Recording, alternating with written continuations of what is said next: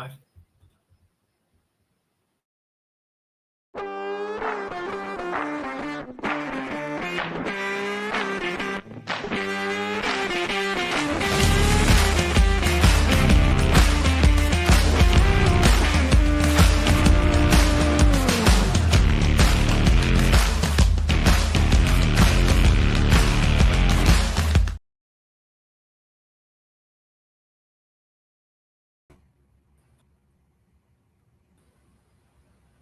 Oh, now you're muted.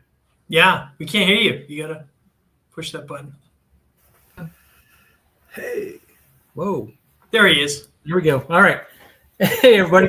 A little technical difficulties here, but good evening. Welcome to our December ILEETA Live, our last ILEETA Live for 2024. Wow, this year went fast. Christmas coming up here in just a few days, and tomorrow I will start my Christmas shopping. I'm sure some of you are probably in the same boat I am, but we have a great show tonight. Myself, Todd Fletcher, Joe Willis, and our special guest, Melissa Aguirre. Yes. Did I say that right? Yes. All right. Woo. All right. Well, Melissa, without further ado, just jump right in. And for those that don't know who Melissa is, just tell us a little bit about yourself. Yeah, well, thank you guys for having me here. My name is Melissa Aguirre. By profession, I'm a yoga therapist, but it's also doing work with mind-body medicine. I am a stress management specialist, and I own Melmarie Yoga. So my primary work is education and training. I train yoga teachers, so I get people certified as a yoga instructor. I also have a professional yoga therapy school, so training clinical yoga therapists. I've been teaching yoga since 2012, and a lot of different textures of it, from studios, and I've owned yoga studios, to working with organizations on population health initiatives, all types of stuff when it comes to the world of mindfulness and yoga. So yeah, that's kind of a very quick summary that I could spend a lot more time telling more details on, but I'm excited to be here with you guys. Thank you for having me. Well, thanks for being here. Give us a quick overview of why you think yoga is important for law enforcement officers. So stress hygiene, I think, is something that our culture just doesn't talk enough about. When we talk about the natural resources in our body, like breath or mindset, right? The ability to discern and be in relationship to our mindset, to mobility and strength, all of these things that we can just do in our day-to-day, it's something that is starting to be more and more socialized. But the reason I find yoga, and I always include mindfulness, because I know a lot of people are like, wait, yoga, doesn't that mean I need stretchy pants, or don't I need to be flexible? There's so many misconceptions out there. And part of that is because I think whether it's with social media or just how it's been socialized in the West, it's made it appear to just be this odd fitness thing that women go to, or that you have to be super flexible to do it, when really it's just about mobility. And it's about learning to train the nervous system for stress modulation. It's teaching people how to befriend their bodies. So if you guys have ever had the experience, and I live in San Antonio, Texas, and let me tell you guys, drivers in San Antonio, and I hear people say this everywhere, but it is crazy driving in San Antonio. So I'm going to use an example that I think a lot of people can relate to is, if you've ever been driving and let's say somebody cuts you off, right? And you get really frustrated or angry, and we have this reaction. Some people may have the experience where now they're angry, and that just ruins their mood. And then they feel like that, they're now frustrated getting to work. They're frustrated getting to wherever they're going. And they have a really hard time letting go of that frustration. That's something called coherence.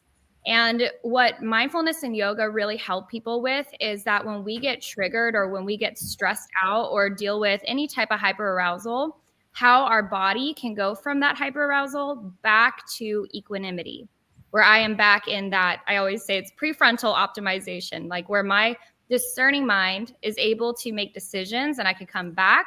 That stressed me out, but I could come back and I can still have a good day. I can arrive wherever I'm going and be a good presence and still have good experiences.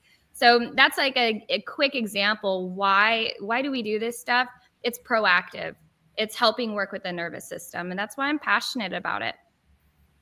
I definitely could have used that tonight. Traffic was just horrible here in Denver. Matter of fact, we're sitting at a red light, and this car in front of us, I know what they're doing. They're on their cell phone. It turns green, and then it goes red, and the car didn't move. And I was like, I wish I had a train air horn in my car but maybe I need a little more mindfulness and some yoga to get through that situation. Well, and movement, one thing that movement does is it releases pent up tension, because a lot of like the mental agitation or our reactivity is a byproduct of just we haven't moved our bodies. And even if you think about, like, if you take a big breath in right now, if you don't, like, if we're tight here and we're rounded, what happens is the breath just can't get as much capacity, which then actually causes our problem with downregulation and the full benefits that can come from a breath. Whereas when our breath is restricted, we're more reactive, we're more agitated. And also it's kind of, I love this example. Let's say you did have that loud French horn, and then you're passing on like to other people more stress. And I think in our culture, we do that so much to each other. And we don't realize how just our presence and how we show up with, whether it's our colleagues or our clients or the person at the grocery store, how that impacts our communities and our quality of life. And what I love about yoga and mindfulness is as you're doing this stuff, it's not even something that you have to cognitively tell yourself to change your mind or to reframe things. Because you're training the mechanics in the body, it becomes a default where we start to respond differently to life, or even with our loved ones, right? If the kids are being loud at home or there's a lot of commotion in our personal life, this stuff helps us so much with those relationships to be able to use our breath or just not be as reactive. I find the big gift is that it really impacts that reactivity side of our experiences with stress factors. So I'm a little bit of a nerd, so I'm like, I love this. Yeah. Back in it was about 2012, 2013. My prior agency started a yoga thing when we worked mid shift. We worked 4 on, 4 off, and so on our 2 in between days, we had an hour of yoga at the beginning of those 2 shifts. And as a knuckle-dragging Neanderthal firearms instructor, I was kind of resistant to it. But also as a sergeant, my guys were like, hey, that's an hour I don't have to be on the road humping calls. So whether I like it or not, that sounds better than taking those other calls. So I was there kind of to support them. It became the thing that we looked forward to about mid-shift the most. Almost universally throughout the department, everybody loved that hour of yoga. It made us feel better. It helped us get in the right mindset. And it is carried on to today. Like today's a travel day. I got here to the hotel. I get changed. I go downstairs. I worked out, and I did about a half hour short, quick, relaxing, stretching yoga routine based on what I learned back then. And I think that it's exactly what police officers need, because we're constantly on an emotional roller coaster, right? We're constantly exposed to other people's outbursts, other people's emotions, and those can transfer on to us. And the simple act of breathing and emotional control is perfect for police officers. So I love what you're doing and where you're going with this.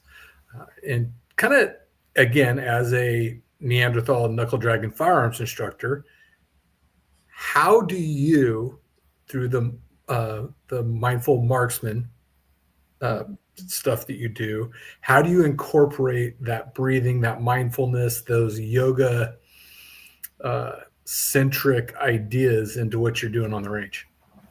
So I'm a big proponent for when we thread this stuff in our day-to-day life. So whether it's 10 minutes, 15 minutes, like instead of waiting to the moment we're at the range to start, to be doing little bits of it in our day to day, because as I said, this stuff is training the nervous system. So when we get to, whether it is the range or maybe there's an occupational task that's a lot of pressure and very intense, it allows the nervous system to already be coherent and stable when we engage in those stress factors.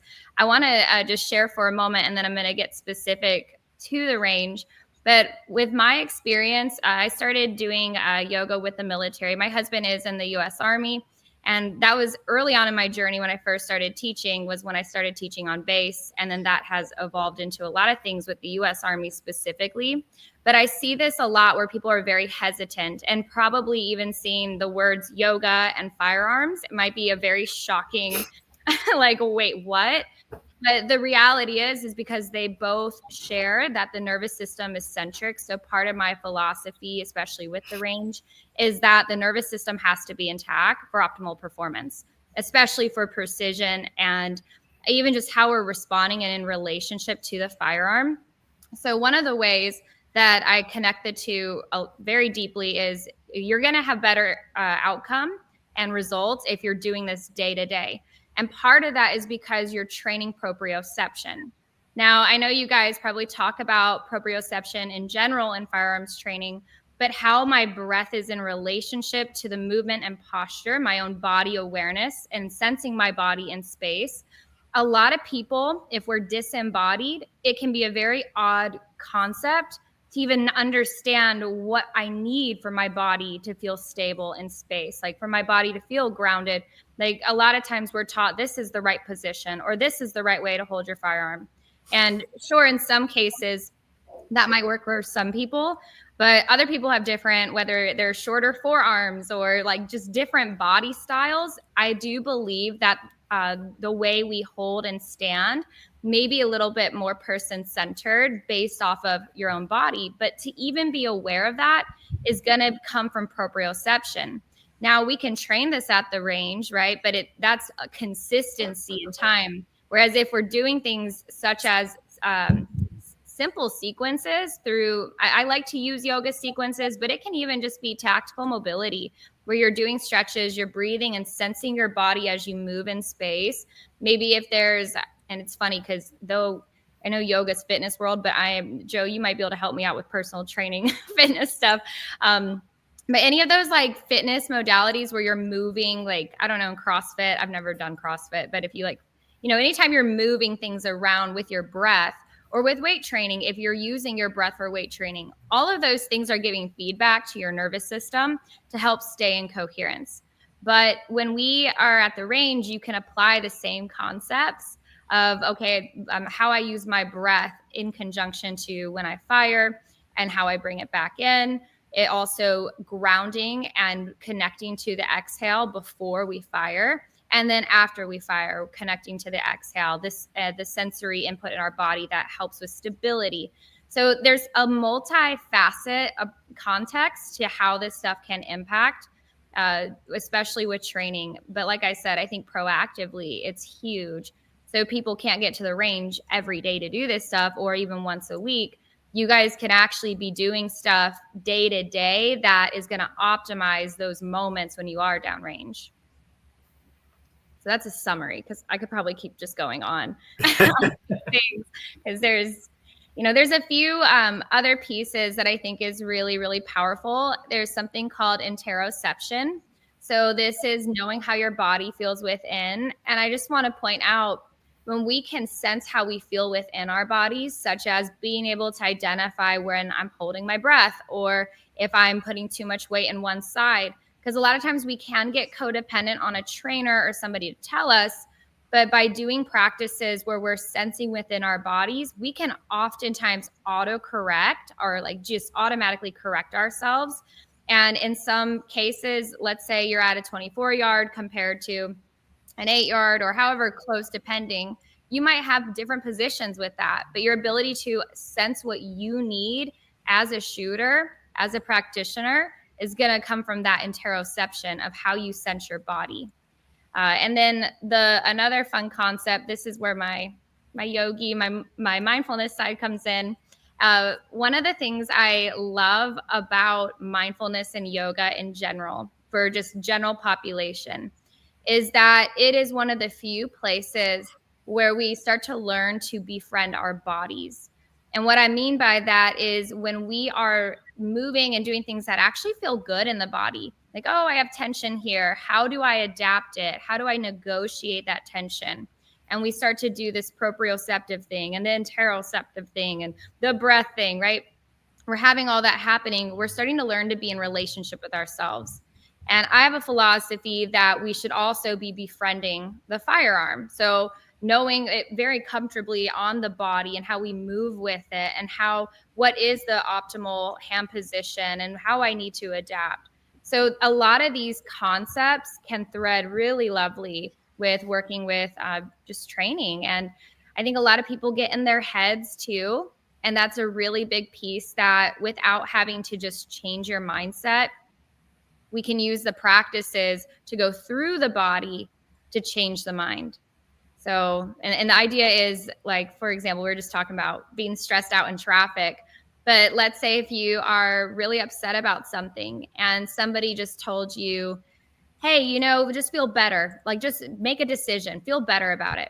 I mean, that never works for anybody. Like the calm down concept, it doesn't work for people. And the reason is because if the nervous system is inflamed or the nervous system is reactive, the parts of our brain that is able to have that discernment actually gets suppressed, right? It gets suppressed by the amygdala. It gets suppressed by our stress response. So that's why it's harder to see the big picture and have clear thinking when we're under a lot of stress. And so, but if we work with breath, movement, I call it breath-centric flow. So doing practices such as if you bring your hands together, you inhale, open, exhale, close, just things where you're moving your body with breath, things like that are going to get you immediately in the present moment. And then what happens is it downregulates the nervous system. This comes back online. So for example, how that relates if you're training with firearms, or maybe you're dealing with weapons qualifications, and that's an experience that can bring on a lot of stress. So people get in their heads, they get overwhelmed, they start overthinking, and they disassociate out of their bodies. But what I like to do is teach people simple skills of how to be grounded and come back to the body, be in the body, so we can soften that part of the nervous system to keep this online and not be distracting from our performance. So long-winded, but just a few things out there.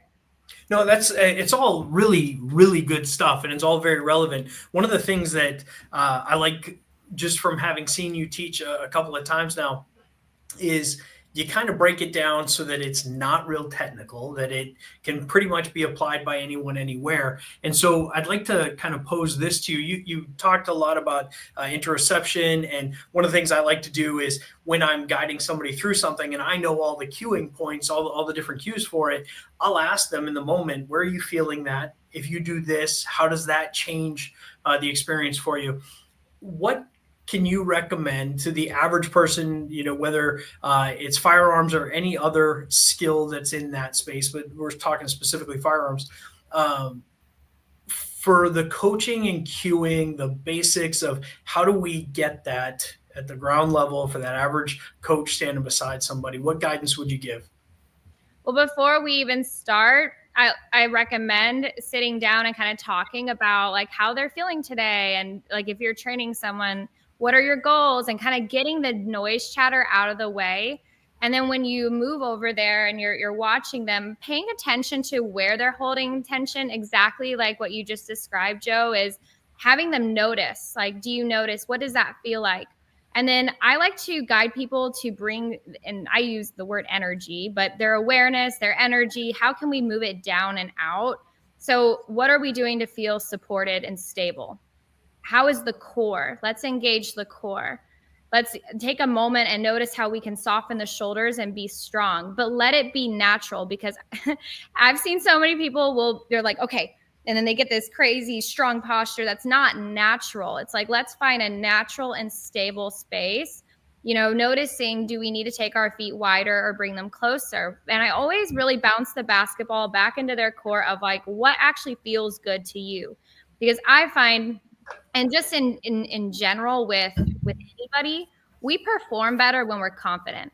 And the way we are confident is through clarity. Like when I feel clear and at ease, I can be a lot more confident, which then brings better performance. So helping them feel really stable in the body just through positioning and shape.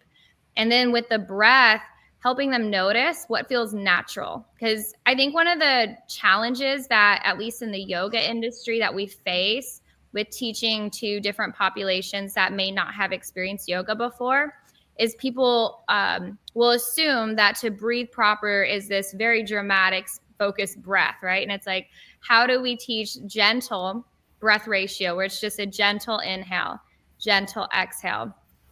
And even learning to do observational breath between rounds once we're finished and where we take a break. I think it's really amazing to have a moment. Of course, you have to, this is going to be with somebody, in my only experiences with people who are interested in this. So with weapons qualifications, I still have not had the privilege to work directly with an agency yet to support in that situation. But one-on-one, because we're doing this work around mindfulness with firearms, we take pauses and we check in. I like to do a little bit of movement before, usually, especially if I have a bay or something like that. There's a picnic table, there's a spot, and we just check in, and that we kind of do a little, okay, are you doing the practices? Because one thing that I do before too with the people I work with is I will send them access to our on-demand yoga studio, which, by the way, anybody with ILEETA, if anybody wants access, and I'll have free access also when I'm there, but we do give free access to our on-demand studio. And I suggest and encourage trying some of the practices, some of the meditations, because I'm a big proponent for that proactive side of it.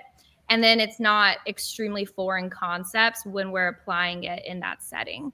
So, but one thing I will say too is personally, one thing I love working with is self-defense, and specifically empowering women in getting comfortable with firearms, and just comfortable in general. Just to kind of share, if people are wondering a little bit of how did I end up here? Like, yes, I've done work in the military. There's a lot of just through colleagues is kind of what brought me to ILEETA. But personally, this was something that was big for me in a healing journey, but also reclaiming my own power and being able to know I can protect myself, right? In a serious situation, that a firearm may be the only equalizer I have for self-defense, or for I have a child and just in my home. And so it was really important to me to learn and understand how to do this stuff. And so I love applying this stuff also for women who are a little uncomfortable with getting started with something like this, because when you bring the mindfulness to it, it also helps kind of ease the discomfort, and it promotes a really friendly environment. And so that's something as well I just want to add in there on some of my love for this stuff. For those that may not have a coach available, what are some things that we or they can do to just kind of get started with yoga and some mindfulness to get a little bit of exposure before they go out and seek some coaching? Great question. So to be honest, obviously there's yoga studios, but not everybody, there's some issues with access barriers, right? Like not everybody's going to be comfortable going to a yoga studio. Yoga studios are like ice cream flavors. So you might go one place and it's super not your vibe, or it might feel kind of off. That doesn't mean all yoga is like that. Like if anyone's had an experience or gone somewhere, there's a lot of different styles of yoga. So I recommend, if you didn't like something, go try something else, or learn. You can Google. We're just talking about ChatGPT. You can say, hey, I'm looking for something like this. What kind of style? So, and studios can also be really pricey. So what I recommend is there are lots of YouTube videos. For one, there's just starting with what's free and what's out there. YouTube, you could do yoga for beginners. There's different yoga programs. We have the free on-demand studio as well. But then if you're looking in your community, a lot of gyms will have yoga classes. And those often are tailored towards beginners and usually have more of a fitness flair to it. Or look in your community to see if there's any free yoga events, like community events, because it's very common for there to be pop-up yoga classes. If somebody is kind of on the fence about even doing yoga, I would recommend to explore, are there any mobility classes? Because mobility classes can have, like, whether it's at your gym, or even chair yoga, which everybody assumes that's for seniors, which is such a disappointment because chair yoga is actually phenomenal. And yes, you can sweat doing chair yoga. What I like about chair yoga is that it's practical, because a lot of us are sedentary in the sense we have an office chair, or we're sitting at a desk, or we sit a lot. So what happens is you go and learn, whether it's on YouTube or you go to a chair yoga class, you can learn practical tools to take with you. And I also would suggest that it's okay for people not to worry about if they have a yoga mat or not. You really don't need a yoga mat to do these stretches and do these practice, right? You don't have to have like the perfect, just wear whatever you'd wear to work out in. Or, I mean, I teach soldiers in their uniforms. I've taught corporate and they're, in their normal professional clothing.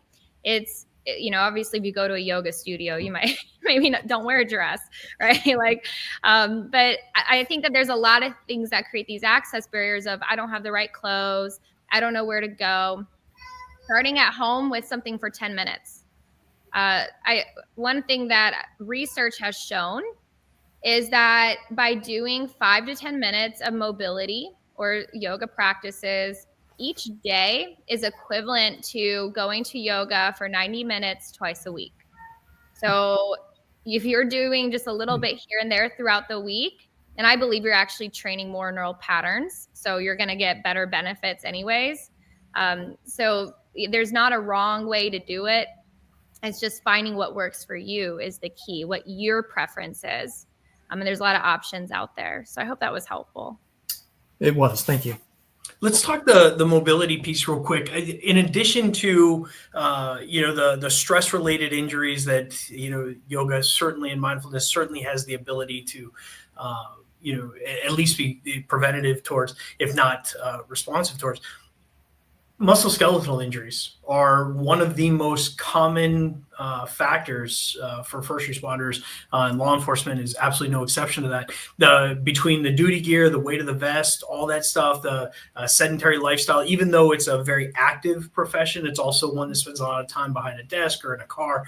And so we naturally get these, locked positions. And so you did a really good explanation at the Team One conference on the network of fascia and what that, what it means to actually get a good stretch in your forearms and what that can do for the rest of your body. And so kind of, walk us through like a little bit of the importance of how that's all connected. And I think you can explain it really well. So I'll turn it over to you. Yeah. So one thing to note is, because we have, and this is more of a modern thing, by the way, because we've all been taught the fragmented anatomy. And I say that with love. We love our traditional anatomy, right? Where the muscle location, bone location. But what we have found over the past 20 years, especially, is that actually there is this very thin film that covers all of our muscles, our bones. It interweaves through our whole system. And what happens is it covers these planes. So oftentimes we'll go, okay, I need to stretch my hamstring. But actually your hamstring lies along a fascial plane that affects the entire back of your leg, all the way up the glutes, the upper back to the right here on the forehead, all the way the back of the head up to the forehead. And so, for example, tight hamstring, low back issues can create migraines and head issues, right? Or if you're having, let's say you have a really bad scar on your ankle, that could be a big piece of why you got low back pain. So it's not always necessarily at the location you think it is. The fascial plane affects a wider landscape of our bodies because it helps. Something that's so cool about the human body is something called tensegrity, which is that we can move in all types of ways, like the way the body can move through the planes, like the transverse, sagittal, and so forth, the frontal plane. We can move in all these directions, partly because of how fascia balances weight distribution and how we move weight distribution. So I share all that to say, when we are doing these exercises or these mobility stretches, it's not just about that we're stretching the hamstring, but we're opening up these fascial planes. And that when you, instead of just going straight for the, the forward fold where you're touching your toes, it's actually, if you inhale, lengthen out, and then slowly lead down and work with sensation. And this is where interoception, all that stuff I was talking about earlier, we get to work with it tangibly. Because when you start to negotiate into the stretch, so you might start to sink into it, and then you lift out, and then you sink into it, you go a little bit deeper, and then you lift out with movement. So the static stretching can be good, but that mobile breath-centric repetition not only helps with pain management, but it helps loosen the tissues in the body, and it builds neuromuscular patterns in our system. And this actually helps with our movement patterns in our day-to-day life, which is why mindful, or specifically yoga practices, are correlated so deeply with posture and functional potential, because we're working with fascia. So I encourage, if anybody's intrigued by that and just movement and fitness in general, study fascia, because even just staying hydrated, how important that is for our fascia. If we can normalize, and I say normalize because I think part of this, reducing the resistance in whether it's law enforcement, and, we've done this work with, it's interesting, in the U.S. Army now, we have tactical mobility in the U.S. Army. It's come a long way since I first started my work with them, where we're socializing it. And I think we're in a time where we're starting to socialize these things and normalizing having water, making sure we're drinking our water, or we're staying hydrated, to, are we moving, making sure that we're talking about it. Like, hey, did you move your body? Or how do we make it accessible? So it doesn't have to be like the perfect yoga practice. And that's the big thing I think, I hope to debunk for whether it's agencies or the community, and just the community as a whole, because the movement, like, this is a human birthright. We're working with our own system, our own intelligent body that has so many ways to heal. Our bodies are oriented towards health and healing and vitality. Like, if you get cut, your body's immediately going to deploy, what it needs to heal that cut. So we're oriented towards flourishing health. We just got to create environments to support and foster it. Absolutely. I think that's a big piece of it, is that initial check-in and assessment. And I think you mentioned this about the picnic table and asking, how are you feeling today? I have to be honest with you, Mel, most of the listeners are going to say, as an instructor, as a firearms instructor, DT instructor, for me to sit down across from somebody and say to them, so how you feeling today, just doesn't fit the culture as it currently is. That doesn't mean it's right. In fact, it's something I think we need to address. Currently, I'm researching on resistance in men to journaling, right? Like why men are so resistant to that experience. And so two things. A, how do we address that? And then B, I think you kind of hit the nail on the head. So a little bit of a question with part of an answer is that initial assessment of just physically, where does it hurt today? Like, how movement and getting through motions is a great place to start. Why does this hurt? So anyway, I'll turn it over to you. Thoughts on that? No, this is a great question. And that's why earlier I gave context. I was like, hold on, let me just say I work with women as well that are not in law enforcement, and just helping women get comfortable with firearms. But what I will say is, because I am not a certified firearms instructor. I'm somebody who is passionate about this, and I'm a mindfulness expert, right? So we're applying it, and in these settings, the truth, I'm not getting paid to go and work with. Maybe in a few years, just y'all wait. There's stuff coming. But in the meantime, and part of this is because especially in the past 3-4 years, because when I first started becoming very passionate about firearms for myself in 2016. It was like I had my yoga world, and then I had this passion over here, and it, I almost kind of hit it, to be honest, because it just didn't, I felt like this community, with my yoga community, didn't, I don't want to scare people. People had a lot of opinions, and I'm just being transparent with you guys. So it was kind of this personal thing I was doing, and I was working with trainers regularly for myself. And after several years of doing that, that's when I started to share with, people who were interested, and just having these conversations, and going to the range with friends or colleagues who were interested in it. And I've been learning really over the past decade from these experiences how this stuff matches and what works and what doesn't. I would say with this community, goal setting does make a difference. To talk about, all right, what are your goals today? And part of this, because I'm not a licensed or a certified firearms instructor, I'm a mindfulness expert.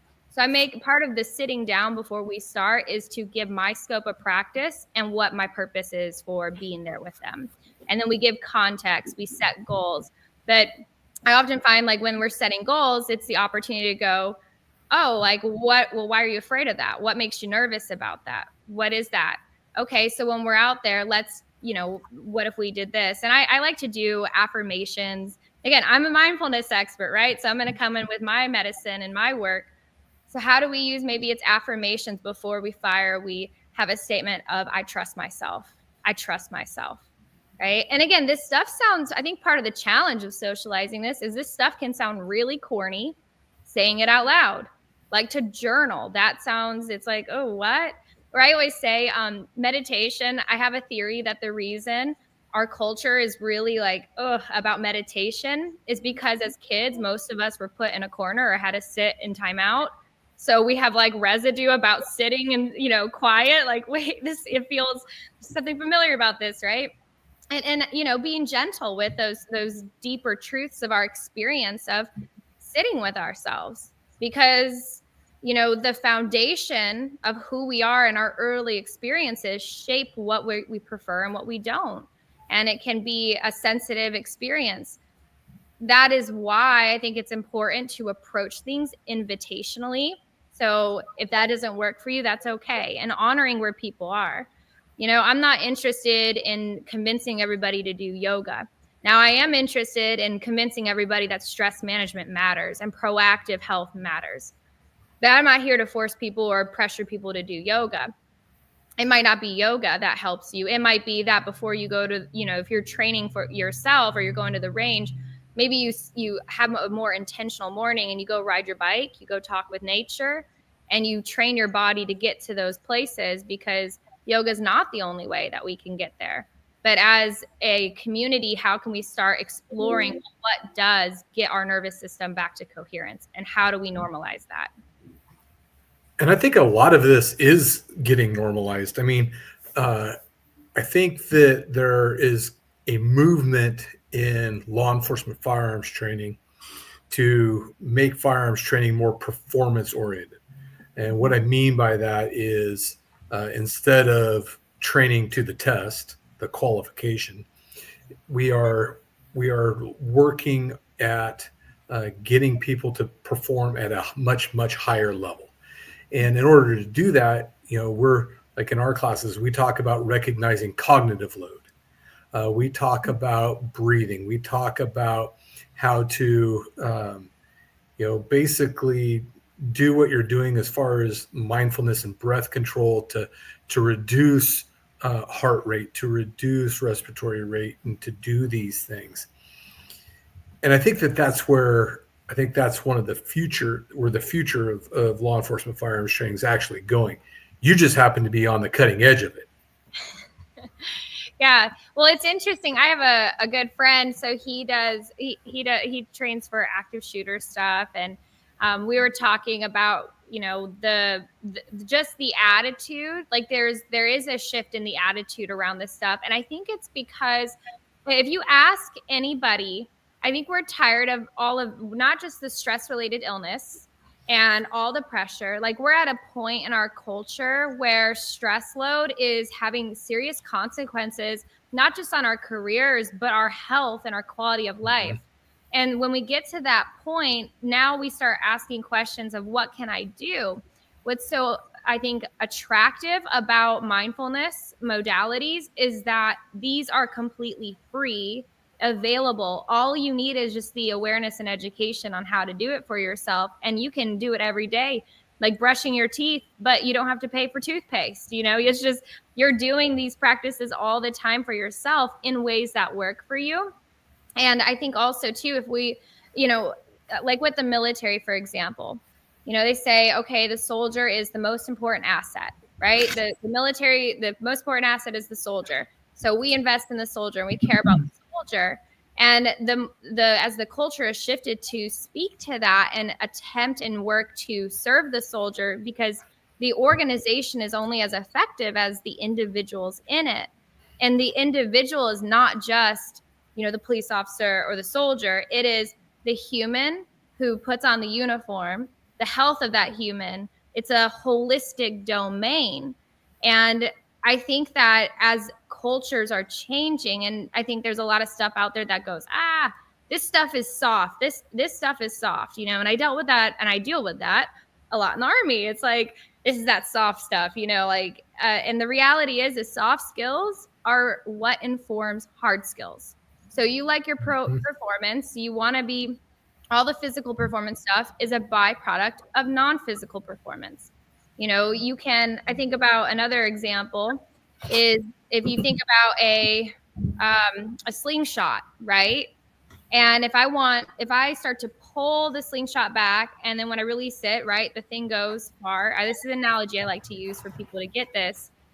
If you just pull it a little bit and you expect that slingshot to go far, it's not. You have to let it build the potential energy. So when you release it, the kinesthetic energy goes way farther. And it's same with humans. We have to build potential energy. We have to address the non-physical. And then the performance of that human is more sustainable. So I think it's actually, it's not fluffy at all. If you really think about it, I mean, everybody loves these superhero movies, and what do they all do?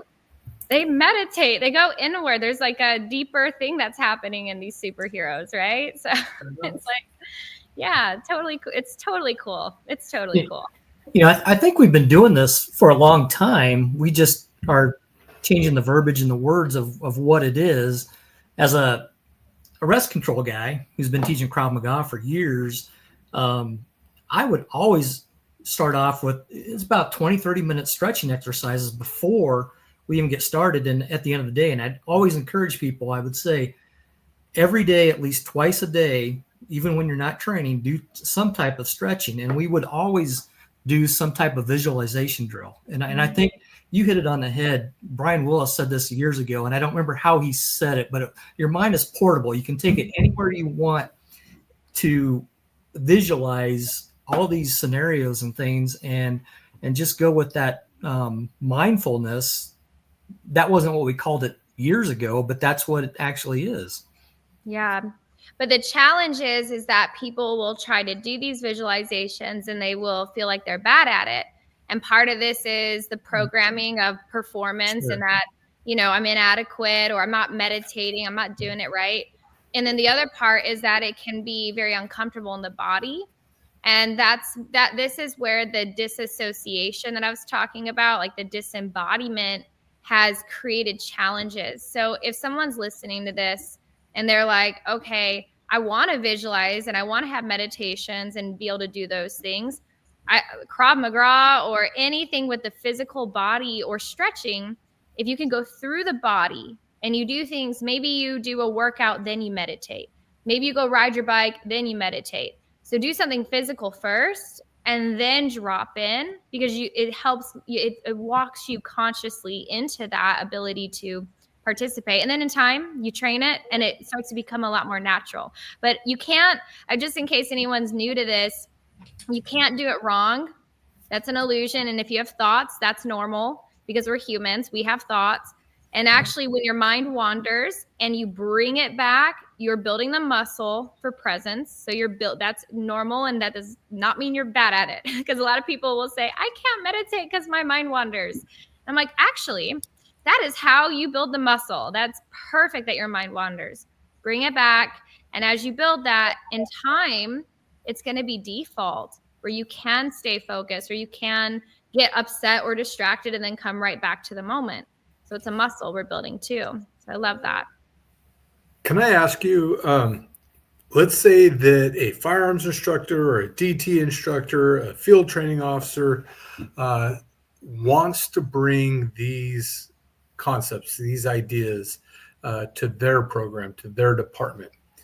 What advice would you give them on how to go about introducing it? Because you mentioned it earlier, you've had these challenges. You've had the challenges of the Army. You've had the challenges of law enforcement, all these knuckle dragging Neanderthals like me. What advice would you give them on how to bring these concepts to their department? I would recommend that they look at the curriculum they already have, and then how do you thread it into what you're already doing? Because I think, and this was really, and I got to say, the gift of with my work with the U.S. Army, it was a company commander who understood the importance of this and allowed me to sit down with the drill sergeants, and we co-created a cadence and a flow so I could create a training for drill sergeants. So that's when I started training the drill sergeants on what they already do, and then just how do we turn the volume dial up on those things to be more aware and implement stress regulation. So I would say in any profession or with the trainers, what are we already teaching? And then how do we drip and thread little key tools into that? Because instead of feeling like we need to add another hour to talk about this, by actually threading it in, you're modeling the whole point of all of it, which is to thread it in.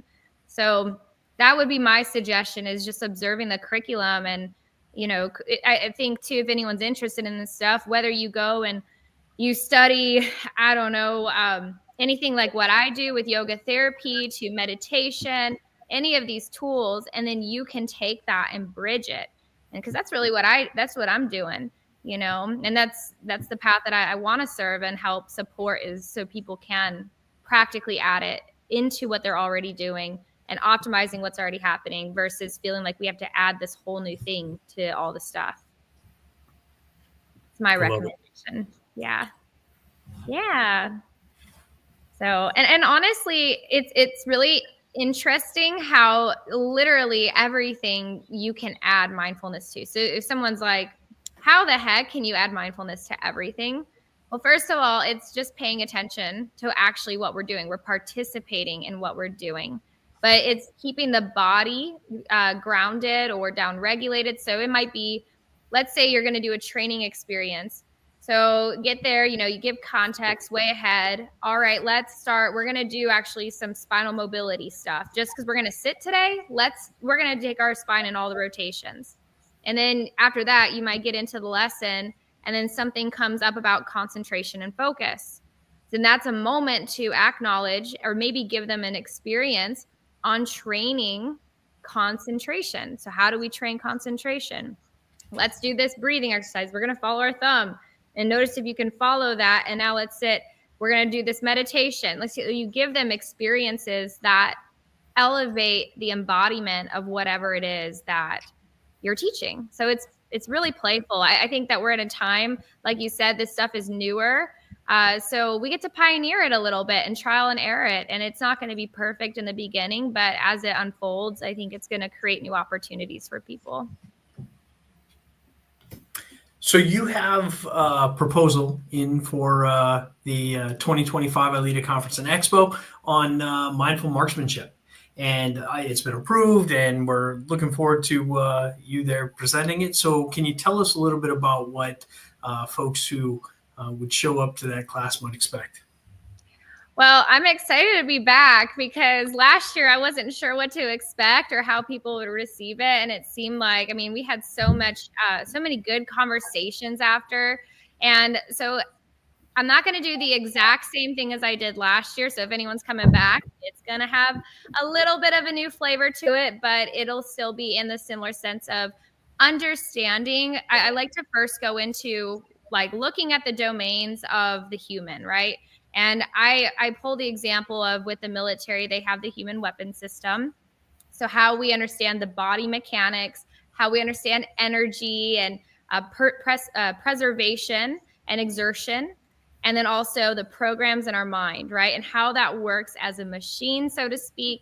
And then the importance of maintaining a more, I hate to use the word holistic because it's so overused, but a holistic approach. And then we'll get into some of the keys of bringing mindfulness for firearms training, proactive side. And I'm not going to share entirely yet some unique surprises that I'll have in this one that are different from last year. But if you are wanting have a restorative component and relax a little bit, and a lighthearted experience that can give you stuff not just to use in your profession, but to bring it home with you and to bring in your day-to-day life to improve quality of life, to improve functional potential, and to really begin to, as I said, befriend your body for better health and for countering inflammation, all that kind of stuff, but in a tactile, relevant, meaningful way. We're going to have a really good time. So that's kind of a summary. Awesome. Yeah, Somebody told me earlier today that they attended your presentation last year, had a qualification shortly afterwards, and fired for the first time 50 out of 50. And so it definitely, I mean, it seems to have affected him, but I can tell you there's a lot to this when applied properly to marksmanship. But what if I'm not a marksmanship instructor, right? I'm not the firearms guy for my department. Should I still attend? And if so, what's the so what for me? Well, first of all, if you have to deal with weapons qualification, I definitely recommend it. But in general, I would say when it comes to health and when it comes to stress management, I know this stuff can sound so corny. Like, I'm fine with my stress, but anything where we are dealing with if just negative self-talk or dealing with a lot of pressure in our life. Like, how do we move the pressure and work with pressure? And I actually believe that we can collaborate with this stuff and yield more resilience and more power in our life. A lot of times we get stuck in trying to stop the, I'm going to say resistance or the pressure or the challenges. We're trying to stop the stress, and that actually creates more tension in our lives. But when we learn to collaborate with it and collaborate with our circumstances, we develop inquiry to explore what conditions can shift, even though I can't control this situation. Quality of life it's transformed, and it's so powerful. So really, really recommend. I think it's relevant for all people. I think it'll be fun, if anything. And I did get a few emails about like that with qualification success stories. Just a lot of really good feedback. And if anyone was there last year, I just want to say thank you. This concept kind of fell out there, especially with mindfulness and yoga, but it's definitely inspired me to really lean into it. And I just say thank you, because I think it's going into pioneering better options or wider options of ways for us all as a community to, I go back to quality of life, decrease suffering, manage our stress. So I'm excited to be here, be there, and I'll see y'all there. You're talking about managing stress. We're up on some holiday seasons here, Christmas, New Year's, and it's a pretty stressful time for a lot of people. What are some tips, some things that we can be intentional about to help deal with that stress on a daily basis? I'm big about reflection. Like, when we start to feel pressure, and I like to use the word pressure because I think that's something common we can start to feel. It's like the walls are kind of closing in. There's all this stuff we got to do. Is to slow down for a moment and say, why? Like, is it that important? And start getting ourselves into the inquiry of why am I letting this put so much pressure on me? The inquiry, and then what can I do? And this is more my yoga world.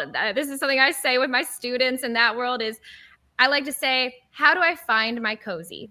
I might not be able to change the situation, but how can I make it cozier? So another way to say it is, how can I shift the conditions of this uncomfortable thing to make it more meaningful, to make it maybe, instead of feeling like we have to, because I think there's a lot of obligation in holidays. Oh, I sound like a Scrooge. Obligation, right? There's all these pressures and got to get all this stuff done versus what is actually really meaningful. And if we need to negotiate a little bit or compromise a little bit, we're safe to do that. I think that's a big thing. So the mindset piece, and honestly, like, whether it's time alone, just a little bit, like, it's okay to, I think there's a lot of people that come together, and again, family is an amazing thing, but especially it can be overstimulating. And I think that it's permission. Like, if you need to go take a walk, it's okay. If you need to go and kind of step outside, it's okay.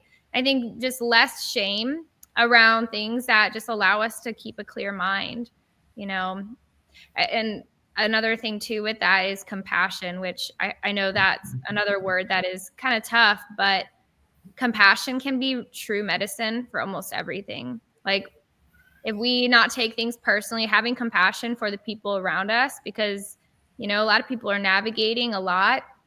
We're all doing the best we can as human, and we only know what we know. So compassion can really be a healing balm and release a lot of reactivity.